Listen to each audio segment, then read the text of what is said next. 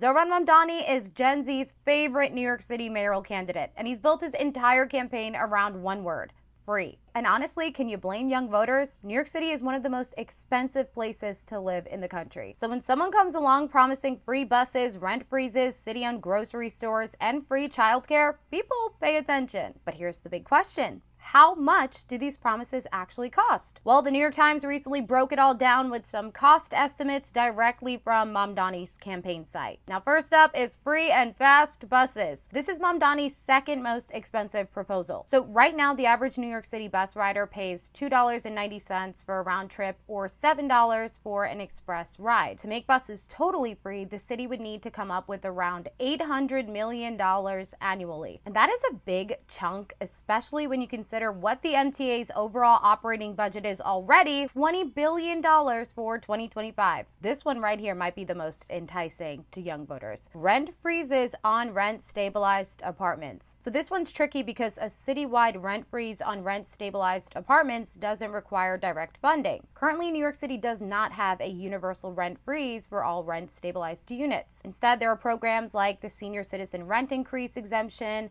and Disability Rent Increase Exemption, which freezes rent for eligible tenants and provide tax credits to landlords in return. Now, almost 2 million New Yorkers live in rent-stabilized units, and these make up nearly half of all rental apartments in the city. These apartments are usually in buildings with 6+ units built before 1974, and they come with added tenant protections. Now, in 2024, a New York City Housing and Vacancy Survey estimated that over 26,000 rent-stabilized units were sitting vacant but unavailable because landlords often say they can't afford to renovate them under current rent laws. And that's part of the problem. Rent freezes may help tenants short term, but long term, they could hurt the housing stock. And remember, this doesn't even include Mamdani's separate 10-year plan to build 200,000 affordable units. Next up, he wants to open city-owned nonprofit grocery stores in all 5 boroughs, specifically in food deserts where affordable, healthy food options are hard to find. The cost? About $60 million. The idea is that since these stores would operate on city-owned land,